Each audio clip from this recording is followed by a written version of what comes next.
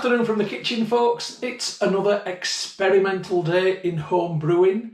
Today I'm going to have a go at making cider, apple cider, hard cider to you Americans, from dehydrated apple powder.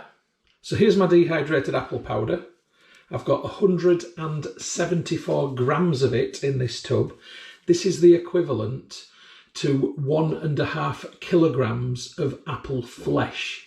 So I'm going to make 1 gallon of cider, and I'm hoping that this will be sufficient to flavour it. I'm experimenting, it's the first time I've done it, so I didn't want to put too much in case I end up with a demijohn which is just full of sediment and no cider. So this is, I'm erring on the side of not putting enough in rather than putting too much in. And I don't know if that's the right decision or not, but we'll know when it comes to tasting. Anyway, if you've seen my previous film on dehydrating apples from my garden and turning them into powder, then this is the net result. And this today is the first cider that I've made from them.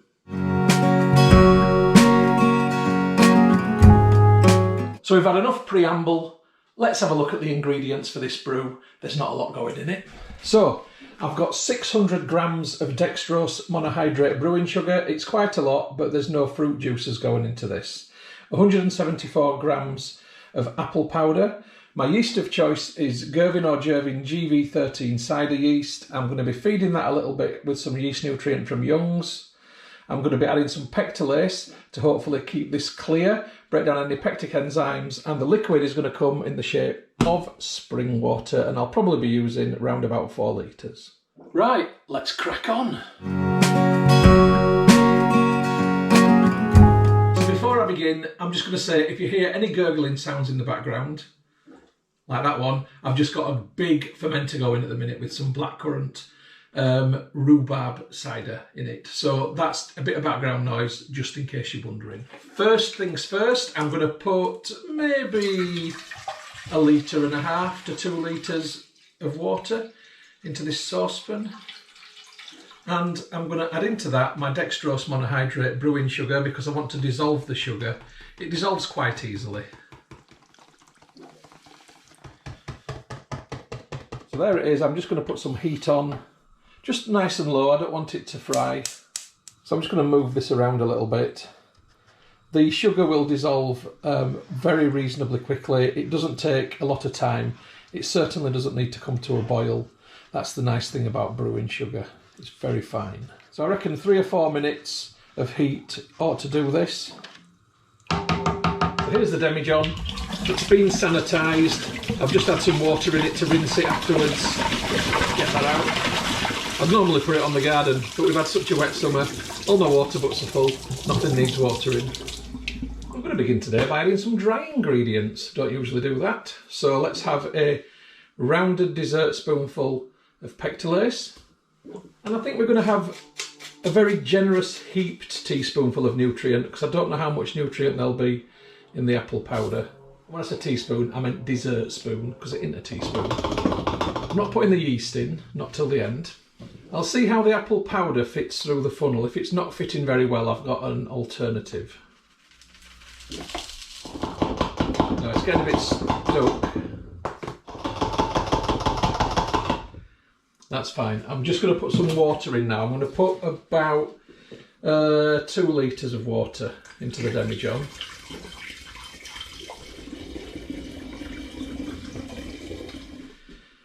So this is what I've got at the minute. It looks like some kind of primordial soup or tea. So this is my solution. This is actually a dishwasher salt funnel for the dishwasher, obviously. But it just fits nicely on top of the demijohn hole. But I've got to hold it in place, otherwise the stuff will go everywhere. So I'm now going to pour the rest of the apple powder into the demijohn. Cloudy. It's got a bit of a bonfire toffee smell to it as well. I'm going to be interested to see how this turns out. I'm just going to stand this in the sink and pour a bit more spring water around the neck just to wash out the apple powder that's there. So I'm just going to give this a right good mix around. It looks pretty grim, to be honest. I've got a feeling that this is going to be massively sedimenty. I would normally hope to get 5 750ml bottles out of one of these. If I can get 4, I think I need to be satisfied. It's an experiment, so I didn't want to do more powder in a bigger vessel if it's going to turn out horrible. I just wanted to do a small demijohn first and see what happened. Right, I'll leave that for a minute. The brewing sugar's melted. Amazing. Right, let's have a look. So the heat can go off. It's incredible. Nice and syrupy liquid. Right. I'm now pouring the very sugary liquid on top of everything else that's in the demijohn. Right, I'm going to top up with spring water.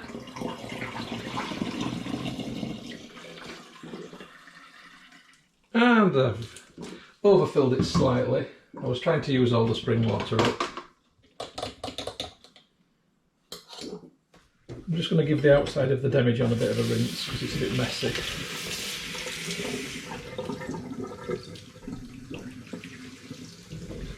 Okay, at present this is going to be completely impossible to take the original gravity because all of the material is at the top. So what I'm going to do is just put a bung top and leave it without any yeast, and hopefully this will begin to sink and not start to naturally ferment.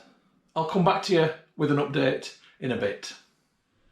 Okay, this is a few hours later and it's not going well. This has been a bad idea, doing this in a demijohn. I should have just gone big and done it in a bucket. So I'm going to pick this up tomorrow because I'm just off out to a gig. I'm off to see Joey Valance and Bray. But what I'm going to do is I'm going to double the amount of everything that's in there and dump it all in the Muntons wine fermenter, which is a lot wider, and it'll be a lot easier for me to get a sample out to take the gravity. So I'm going to double the amount, and I'm going to double the amount of apple chips, double the amount of sugar, double the amount of water, everything that you've seen today. So I'll pick this up with you tomorrow when I've got double this lot in the Muntons wine fermenter. So I'll catch you then. Morning folks, it's the next day and I've done exactly what I said I was going to do. I've doubled everything, it's in the Muntons wine fermenter and I've got an original gravity of 1.052. So I've just got it out of the sink and I'm just appreciating how black this is. This is more like a beer than a cider. I reckon this is going to have a burnt flavour or a bonfirey flavour. Although it could be completely deceptive, it might just taste like a normal cider and it's gone that colour because it's been dehydrated. Who knows? We're going to find out. Anyway, my next step is to add my Gervin or Jervin yeast. I'm going to tip the rest of that packet in there and then I'm going to give it a stir around to get it all mixed in nicely. Right, put the Muntons wine fermenter together now. So this is kind of like a Krausen trap. So if it does rise, it kind of is designed to prevent it from going into the airlock. Whether it will rise or not, I don't know. I suspect it won't because it's got quite a bit of airspace and it's quite wide as well, so I think it'll be all right. I need to add some water. Till it dribbles out. Yep, it's dribbling out now. And then I snap this into place. It's really good actually, the Muntons wine fermenter. I do like it. And I'm going to screw this on top. Okay, I'm just going to have a little tidy and then I'll come back to you. Okay, it's all labelled up now.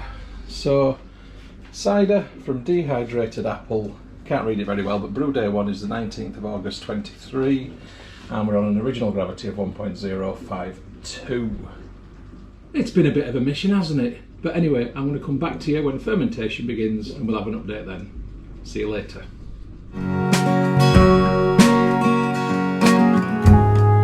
Okay, it's brew day 2 and I'm happy to report that fermentation is happening nicely. You can see all the apple matter has risen to the top and it's now merged in with the Krausen. So what will happen now is every few days I'll take the lid off and give it a stir.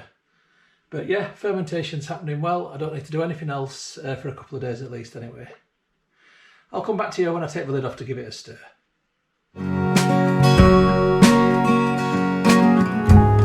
Good morning from the kitchen, folks. This is brew day 13 for my cider that I'm making from dehydrated apple powder. It stopped fermenting about 3 or 4 days ago and I've left it since, hoping that the trub on top would sink Some of it has and some of it hasn't, but what I want to try and do today is rack it out of here and get it into these demijohns. So first things first, I'm just going to loosen the top of the Muntons wine fermenter so I don't have a vacuum anymore, because I don't want the water in the airlock to be sucked in as I'm draining it, because I'm going to actually use the tap on the Muntons wine fermenter if I can. There's a good chance that the tap might not be very effective because it might be clogged up with bits of apple, but I won't know till I've tried it. Right, here goes. And it's coming out milky to start with, but now nice and clear. It looks a bit like tea.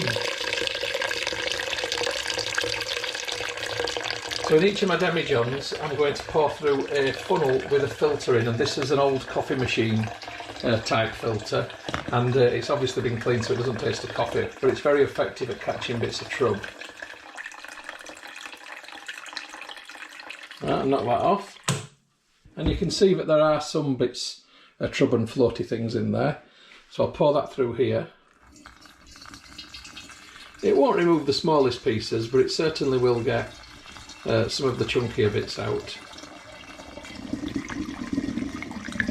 And there we go, you can see there that that's definitely been effective, and what's in the demijohn is much clearer.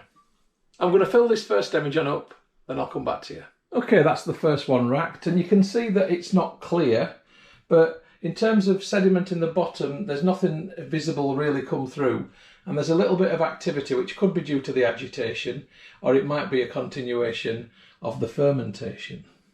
Who knows? It could be either. Anyway, I'm going to fill the second demijohn up, and when I've done that, I'll come back to you. Right, I'm back. Bit of a mission, but done.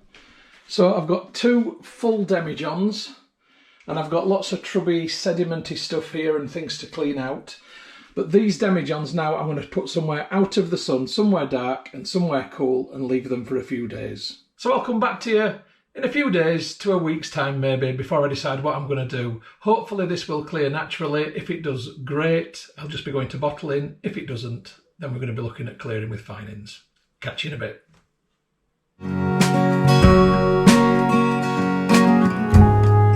Good afternoon from the kitchen, folks. It's brew day 19 from my apple cider that I'm making from dehydrated apple powder. Let's have a look. So here it is. And I've only just put it on the windowsill, so don't worry about that. But you can see that it has not cleared at all. It's quite a cloudy brew. There is a minute amount of sediment in that one, and a fraction more, maybe 2 ml in this one. But essentially, these brews aren't how I want them to be. I want them to be clearer, so today I'm going to have a go at clearing them with finings. I'm going to be using Clear It wine finings from Young's, bottle A followed by bottle B an hour later. Now, ordinarily, I would siphon my ciders when I'm doing this, but because there's so little sediment in them, it's not worth it. I'm just going to pour. So demijohn number 2 is going to be poured into this new clean demijohn. I'll then clean out demijohn number 2 and pour demijohn number 1 into demijohn number 2, and then I will reverse the process back. If I didn't explain that very well, don't worry, just watch and learn. Right, so I'm going to pour half of demijohn number 2 into this new clean demijohn. And that's about half in there. I'm now going to add finings A, and I'm going to pour, this much. There you go, a dribble in there. And now all I've got to do is pour the rest of this into there.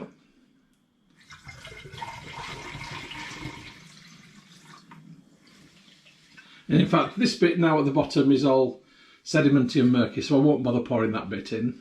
I'll replace the airlock back into this demijohn, and now that one is demijohn number 2 done into this one. I've now got to repeat that entire process. You don't need to watch me do it again. This is just for finings A at this point, and I've got to repeat it for demijohn number 1 to go into a cleaned out version of this one.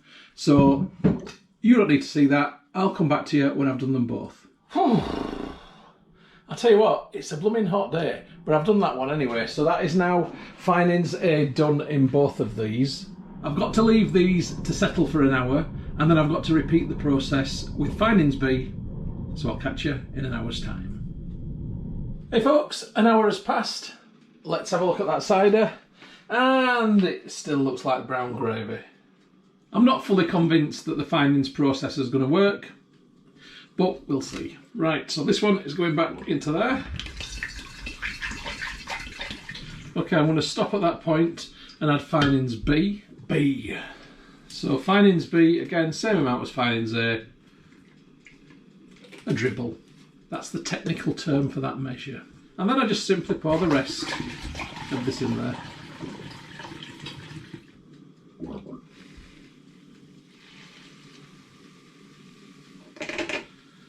So airlock goes back in.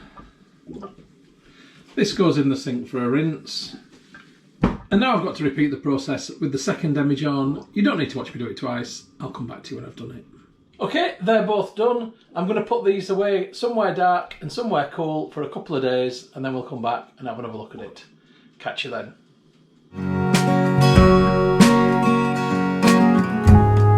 Hey from the kitchen, folks, this is brew day 25 for my cider made from apple powder. I'm re-racking it. When I racked it first time, you can see that I got a good sediment line, but it didn't clear it properly. So I'm giving it another go, but this time I'm using a siphoning tube rather than pouring it. So I'm just explaining to you that that's what's going on. I'm not going to film the process because I can't see any point in me actually filming the process for you, because you've seen what I did before with A and B, but I'm just explaining that that's going on. So this is just a short segment into the film before hopefully bottling. Okay, catch you later.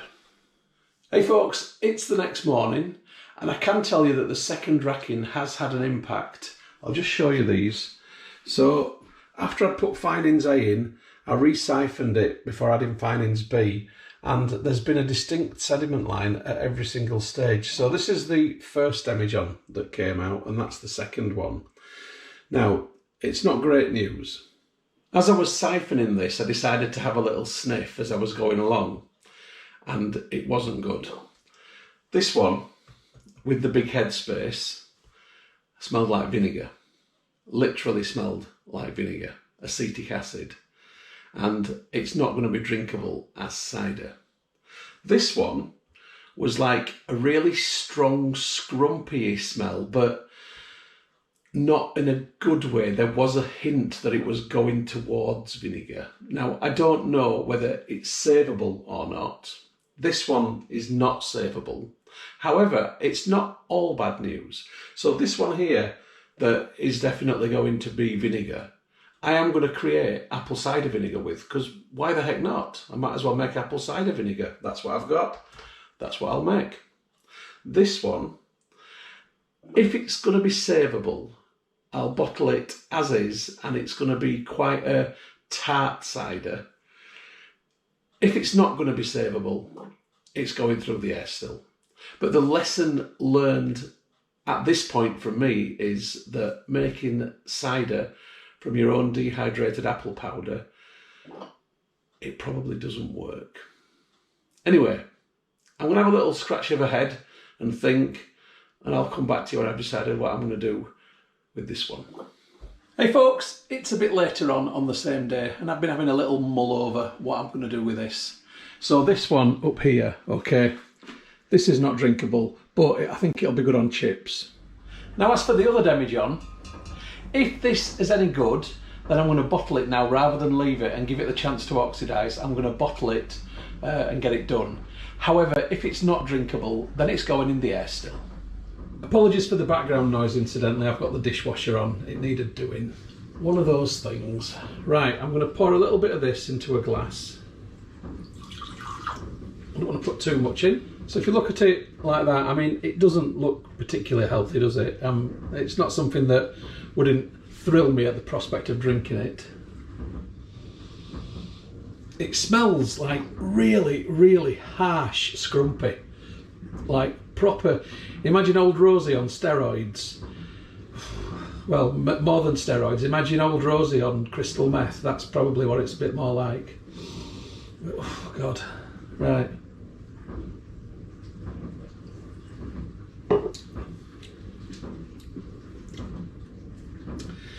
It's vastly unpleasant. That's not something I want to drink, so it is going to go in the air still. So I think at this point in time, I'm going to take the final gravity reading so we can at least establish what it got to.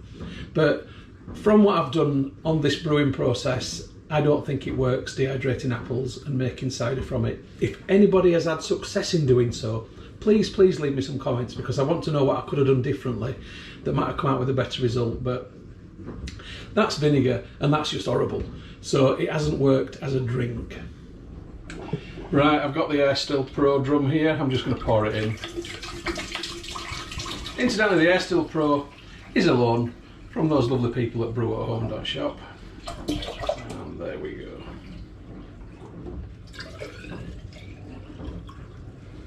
So before I put the Air Still on, let's just see what it did work out at in terms of alcohol by volume.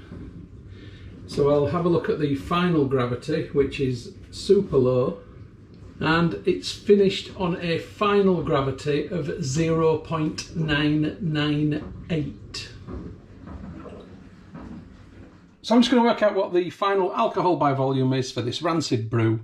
So it started off with an original gravity of 1.052. I deduct from that the final gravity of 0.998, which equals 0.054, and then I multiply this by 131.25, which means that I've finished with vinegar, which is 7% ABV. My chips will love it. But more importantly, the Air Still Pro will also love it and turn it into something much better. So we press it once, and we press it twice, and we let go, and there we go. Fan kicks in, then it goes off, and now it's a case of playing the waiting game. Anyway, this film isn't about me using the Air Still Pro, so I'm not making any more film about that. It was about me trying to make apple cider from powdered dehydrated apples.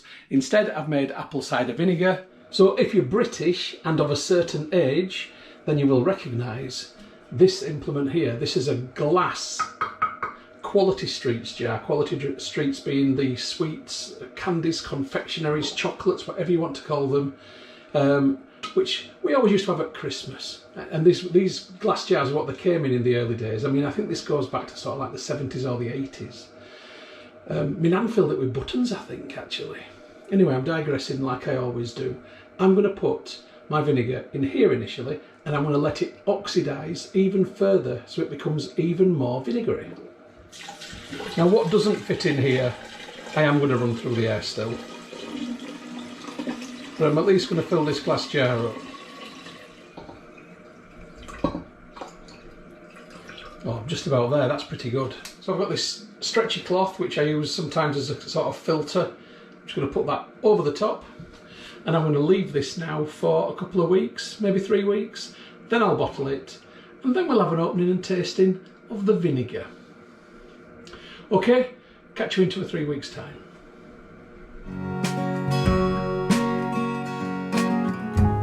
Hey folks, it's brew day 55 for my apple cider vinegar, and I think I've had enough of it. I'm going to finish it off and bottle it today. So before I go any further, just apologise for any background noise. This big beast is guzzling away, that's doing a tomato paste wash. But today it's about the vinegar, and here it is. So I want to get that off. It definitely smells vinegary, but it's got another... I can't place what that other smell is. It's a bit like... slightly woody, but penicillin-y almost, actually. I don't know if that's a good sign or not. Anyway, what I'm going to do today is I'm going to warm this up in a saucepan, and I'm hopefully going to kill off any further fermentation that could take place. I'm also going to add a Camden tablet before bottling. So hopefully this saucepan is going to be big enough. I've tried to avoid using one that I use for home brewing, just in case. It's going to get in there. It's full, but it's fine. I won't let the sediment go into. I'm not bothered about that. So I need to be careful that it's not going to go everywhere. I'm going to put the lid on and turn the heat on. I'll have it on low. I don't want it boiling all over the place. What I'm actually wanting to do is to get this up to about 70 to 80 degrees Celsius. and I want to hold it at a temperature in that range between 70 and 80 for about 10 to 15 minutes. That should be enough then to pasteurise it. So when I'm up to temperature, I'll come back to you. Okay, it's just about at temperature. We're actually 71, but I want to get it a little bit higher. I'm going to add a little bit of table salt, not tons, but just a nice sprinkling. I think it'll give the vinegar more flavour. It's also a yeast inhibitor. Right, we're there on the temperature. Let's just see what that goes to. 76, I'm happy enough with that. So what I'm going to do now is turn the heat off, put the lid on, and I'm going to leave it for 10 minutes. In 10 minutes time I'm going to come back and take the temperature, and I want it to still be over 70 at that point. I'll catch you then. Right, 10 minutes have passed. Let's take a temperature update. Yeah, it's still over 70, so that's good. That will have now pasteurised. So what I'm going to do now is add a single Campden tablet into this. I'm going to get 1 tablet, put it in a teaspoon, and crush it with another teaspoon on top. And then let that powder fall in. Then I'm simply just going to give it a little stir around. And that Campden tablet will now kill off any possibility of any further fermentation taking place. That's the plan anyway. So the salt and the Campden tablet should pretty much sort out any yeasts. Smell wise, it's actually got, now it's warm, it's got a glue viney smell. I think this is going to be quite nice vinegar actually. That penicillin-y smell that was there before is completely gone. Yeah, I'm looking forward to having this on my chips. Right, I'm bottling hot into clean glass bottles, and I'm doing that so the bottles become pasteurised too. Okay, here goes. The tall bottles are Wovich syrup bottles. We say Lowitts in the UK, but it's Wovich.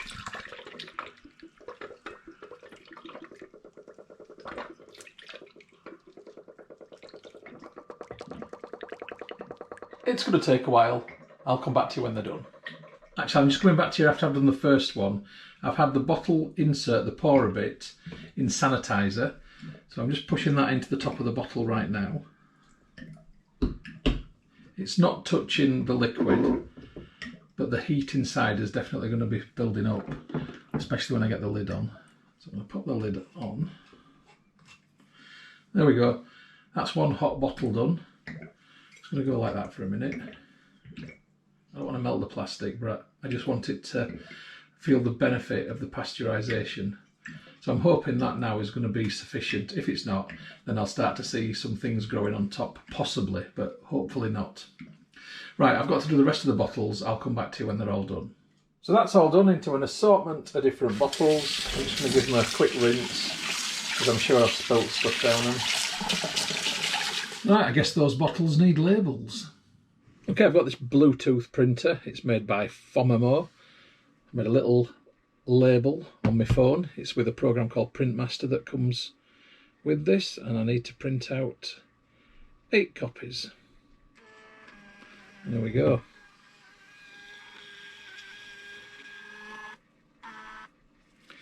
I like it. Right, just get me labels on my bottles. It's nice to take a bit of pride in it, isn't it? There's one done. I'll come back to you when they're all done. So here they are, bottled and labelled. But the proof is going to be in the tasting. So I'll catch up with you later this week when I've been to the fish and chip shop, and we'll try some vinegar on my fish and chips. Catch you later in the week.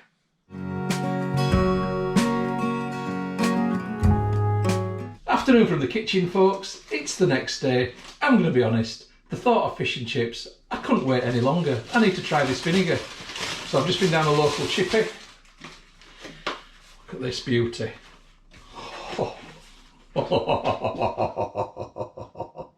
Nice. I wish I could make something like this. Blimey. Right, so here's one of my vinegars. So this one's in a proper vinegar pour in old vintage vessel. Smells nice and vinegary. Let's give it a little whirl. Pour on top of the fish, on top of the chips.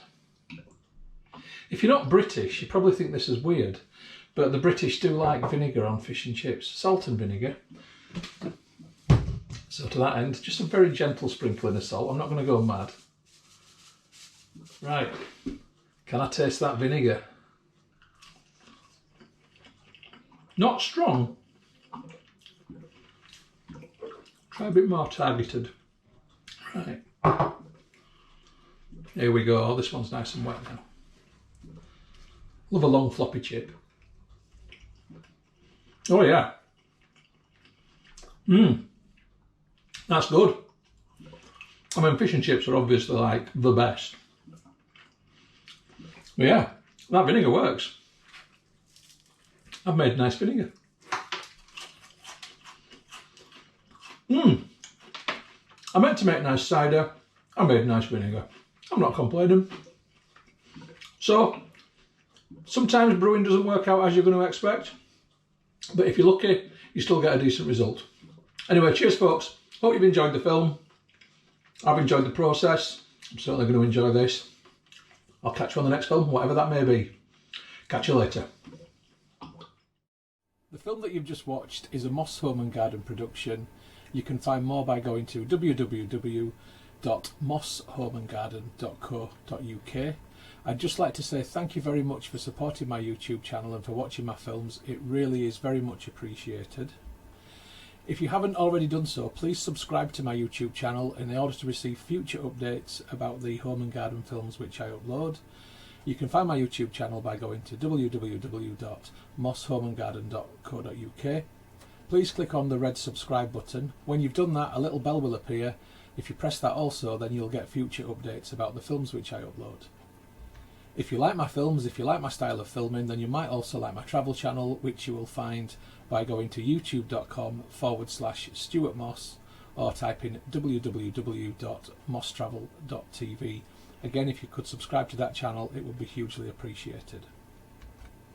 If you'd like to get Moss Home and Garden updates on Facebook, then please open Facebook and do a search for Moss Home and Garden, and you will find the page. If you like the page, then you will get future updates on there. And if you'd like to connect on Instagram for home, garden and travel photography, as well as some stories, then my username is StuMoss, STUMOSS. If you'd like to connect on Twitter, then my username is @StuartMoss. And if you'd like to contact me about film usage or any other issue, please just email me on stewmosshomegarden@gmail.com. Once again, thank you very much for supporting my channel, for watching my films. I do appreciate it. I'd just like you all to have a great day.